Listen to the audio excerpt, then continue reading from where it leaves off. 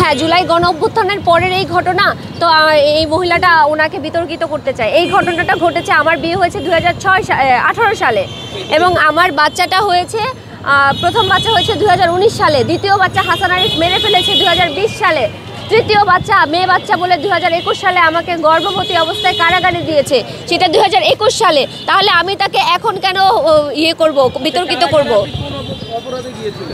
কোনো অপরাধে না, মিথ্যা একটা মামলা দিয়ে আমাকে 326/307 সেকশনে আমাকে কারাগারে দিয়েছে। পিবিআই এবং নিউ মার্কেট থানা দুইটাই আমাকে এফআরটে দিয়েছে, কারণ এই মামলায় তারা কোনো কিছুই পায় না। একটা মিথ্যা মামলা দিয়ে আমাকে 9 মাসের অন্তঃসত্ত্বা অবস্থায় গ্রেফতার করেছে। আপনারা এগুলি সব ইউটিউবে দেখতে পারবেন, কত শো নিউজ হয়েছে তাদের এগেনস্টে, কিন্তু তাদের কখনোই কোনো এগুলি নিয়ে মাথা ব্যথা নাই। এগুলি কোনো সাজানো ঘটনা নয়, এগুলি একদম সুস্পষ্ট সত্য কথা। আচ্ছা, একটা প্রশ্ন তো চলে আসতেছে যে ঘরের সমস্যা, এটা ঘরের সমস্যা না। প্রথমত এই কথাটা বলে সে তাকে বাঁচাতে চাইছে, এটা অবশ্যই ঘরের সমস্যা না। এটা যদি ঘরের সমস্যা হইতো তাহলে এটা আমার ডিভোর্স, আপনার আর মানুষের ডিভোর্স হয় না? প্রতিদিন শত শত ডিভোর্স হচ্ছে না? তাহলে আফটার ডিভোর্স আমাকে 3 বছর এখন পর্যন্ত হাসান আরিফের বাসায় থাকতে হচ্ছে কেন? স্বাভাবিক প্রশ্নের উত্তর দেন আমাকে। আমার ডিভোর্স হয়ে গেছে 2021 সালে 29 এপ্রিল, আজকে 2024 সাল, আমাকে কেন হাসান আরিফের বাড়িতে এখনো থাকতে হয়? এটা যেহেতু উনি একজন উপদেষ্টা, বর্তমান ঘরের সমস্যার সমাধান করতে না পারছেন না তিনি, গোটা দেশ কিভাবে সমস্যার সমাধান করবে এই বিষয়টি অনেক কমেন্ট বক্সে এটা আসতেছে, এই বিষয়টা আপনি কি বলবেন? উনি একজন উপদেষ্টা হিসেবে যে দেখেন, আমি ওনার প্রফেশন নিয়ে কথা বলতে চাই না। উনি উপদেষ্টা হোক আর যা ইচ্ছা তাই হোক, সেটা আমার বিজনেস না। আমার বিজনেস হচ্ছে আমার বাচ্চাদের দাদা। উনি একজন রেপিস্ট, উনি আমার একজন এক্স শ্বশুর ছিল, উনি আমার সাথে অন্যায় করেছে। 2018 সাল থেকে এই পর্যন্ত আমার সাথে নির্যাতন আমি শিকার হয়েছি। আমি তার এগেনস্টে কথা বলতেছি, ব্যক্তি হাসান আরিফের বিরুদ্ধে। উপদেষ্টা হাসান আরিফের বিরুদ্ধে আমি কথা বলছি না। হ্যাঁ, উপদেষ্টা হাসান আরিফের বিরুদ্ধে এখন আমি কথা বলছি, কারণ সে তার ক্ষমতার অপব্যবহার করে আসামিকে গ্রেপ্তার হতে দিচ্ছে না, মামলা হতে দিচ্ছে না। ওই হাসান আরিফকে নিয়ে আমি কথা বলতে চাই। যখন আমি এই প্ল্যাটফর্মে আসছি, পুলিশের কাছে আসছি, তখন যখন পুলিশ আমার মামলাটা স্বাভাবিকভাবে সাধারণভাবে নেওয়ার কথা, সেই মামলাটা স্বাভাবিকভাবে যখন হচ্ছে না, যখন ওই উপদেষ্টা হাসান আরিফের প্রভাবের কারণে হচ্ছে না, তখন আমি উপদেষ্টা হাসান আরিফকে নিয়ে কথা বলতে চাই। কিন্তু আমার সাথে ঘটে যাওয়া ঘটনার যা কিছু 4 দেয়ালের মাঝে ঘটেছে, সেইটা হচ্ছে ব্যক্তি হাসান আরিফ। সেই ব্যক্তি হাসান আরিফকে নিয়ে আমি অবশ্যই কথা বলবো। তাতে সে বিতর্কিত হলো না কি হলো, আই ডোন্ট কেয়ার। আচ্ছা, মানে সর্বশেষ প্রশাসনের যারা ঊর্ধ্বতন কর্মকর্তা বা সরকারের যারা দায়িত্বে রয়েছে, জি, কিছু বলার আছে? হ্যাঁ, অবশ্যই বলা আছে। আমাদের যে আইন উপদেষ্টা আছেন, তার দৃষ্টি আমি আকর্ষণ করব, ডক্টর ইউনূস সাহেবের দৃষ্টি আমি আকর্ষণ করব, নারী উপদেষ্টা যারা আছেন, রিজওয়ানা ম্যাডাম, আরও যিনি আছেন, আপনাদের সকল উপদেষ্টাদের দৃষ্টি আকর্ষণ করব। আমাদের এই বিষয়টাকে একদম ন্যাস্টি পর্যায়ে নিয়ে গেছে, এইটার সুযোগ তৃতীয় পক্ষ নিবে।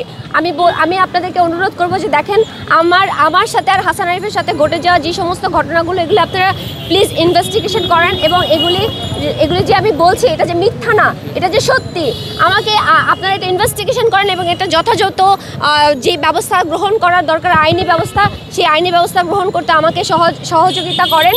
আর এখন এই হাসান আরিফ আর আমার এই যে ঝামেলাটা, এই ঝামেলাটার একটা তৃতীয় পক্ষ এটার হচ্ছে সুযোগ নিয়ে নেবে। সেই সুযোগটা নিতে দিয়েন না।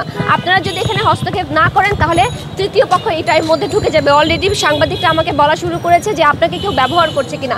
আমাকে যে ব্যবহার করছে না বা আমি যে এখনও ব্যবহৃত হচ্ছি না, সেটাই আমি বলতে চাই যে আমি এখনও ব্যবহৃত হচ্ছি না। ব্যবহার করা আমাকে সম্ভব না। আমি একজন বিপ্লবী নারী, রাজপথে থাকা নারী। সো আমাকে ব্যবহার করা সম্ভব না। আমাকে যাতে ব্যবহার করতে না পারে, কোনো তৃতীয় পক্ষ যেন এর মধ্যে ঢুকতে না পারে, সেই জন্য আমি সবার দৃষ্টি আকর্ষণ করছি। সর্বশেষ যেটা জানতে চাচ্ছিলাম, মানে এটা এর আগে বলেছেন কিনা আমি জানি না, এটা হচ্ছে যে আপনাকে হাসান আরিফ কি রেপ করেছে নাকি রেপ করার চেষ্টা করেছিল? আমার কাছে এই মুহূর্তে কোনো এভিডেন্স নাই। সমস্ত ল্যাপটপ আর সমস্ত এভিডেন্স হাসান আরিফের ছেলে মোয়াজ আরিফ কায়দা করে নিয়েছে। এখন আমি যদি এই কথা বলে ফেলি যে এটা করেছে, এখন আপনারা আমার কাছে এভিডেন্স চাইবেন, পুলিশ এভিডেন্স চাইবে, আমি তো এভিডেন্স দিতে পারবো না, তখন আমি মিথ্যাবাদী হয়ে যাব। সো এই বিষয়টা নিয়ে আমি এই মুহূর্তে কথা না বলি। আমি কিছু এভিডেন্স জোগাড় করার চেষ্টা করছি, এভিডেন্স পাওয়া মাত্রই আমি মুখ খুলবো। একটু আগে আপনি বলেছিলেন যে হাসান আরিফ রেপিস্ট বলেছিলেন আপনি, মানে এটা কি ক্লিয়ার? উনি আমার শ্বশুর না, উনি এখন আমার শ্বশুর না, শ্বশুর ছিলেন, আমার শ্বশুর না। 2021 সালে আমাদের ডিভোর্স হয়ে গেছে। তারপরে 3 বছর আমি কোথায় ছিলাম, কেমন ছিলাম, কার সাথে ছিলাম, সেই বিষয়টা নিয়ে আপনারা কখনো জানতে চেয়েছেন? এই 3 বছর আমি কোথায় ছিলাম? হাসান আরিফের বাড়িতে ছিলাম। কিভাবে ছিলাম, কেন সে রেখেছে? জাস্ট একটু মাথাটা কাজে লাগান। আমার কাছে কোনো প্রমাণ আমি বলতে পারছি না। আমি কেন থাকলাম? কারণ আমার আপনারা দেখবেন যে আমি সিসিটিভি ফুটেজে আমি দরজা লাথি মারতেছি। আমি যদি এখানে না থাকি আমার বাচ্চা কথায় কথায় আটকে রাখে, এই যে দেখেন আমার বাচ্চা আটকে রাখছে, যা কিছু হবে আমার বাচ্চাদের উপরে বুলডোজার চলে যায়।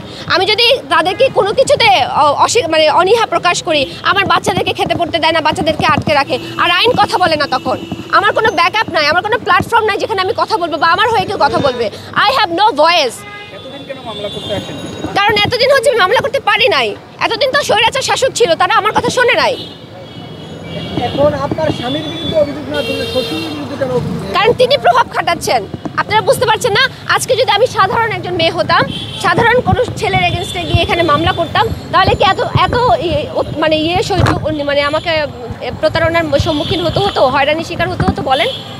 বলেন একজন সাধারণ মেয়ে যদি এখন যায়, যে যদি বলে যে আমার স্বামী আমাকে মেরেছে, আমাকে এরকম হত্যা করতে চেয়েছে, মামলা কি সাথে সাথে নেবে না? আমার মামলা 23 ঘন্টা লাগলো কেন নিতে? কারণ হাসান আরিফ প্রভাব খাটিয়েছে। তো আমি তাহলে কার এগেনস্টে কথা বলবো? থানায় আপনাকে কিভাবে হ্যাসেল করা হচ্ছে? 23 ঘন্টা আমি সন্ধ্যা 6টায় আসছি, তারপরের দিন 4টার সময় আমি বাসায় গেছি মামলা করে, এবং আপনারা আসাতে, গণমাধ্যম আসাতে, আমার যারা রাজপথে থাকা বন্ধুরা তারা আসাতে, তার আগ পর্যন্ত মানবাধিকার কর্মীরা আসাতে, তার আগ পর্যন্ত তারা আমার মামলা গ্রহণ করে নাই। এখন পর্যন্ত দেখেন মামলা হওয়ার পরেও তারা এখনো আসামিকে গ্রেফতার করছে না। নাগরিক কমিটির সদস্য আপনি, সেক্ষেত্রে তো সেখানে এখন যেহেতু স্বাধীন দেশ, এখানে সমন্বয়করা আছে, আক্তার আছে, জি, তাদের সাহায্য কেন আপনি চাচ্ছেন না? আপনি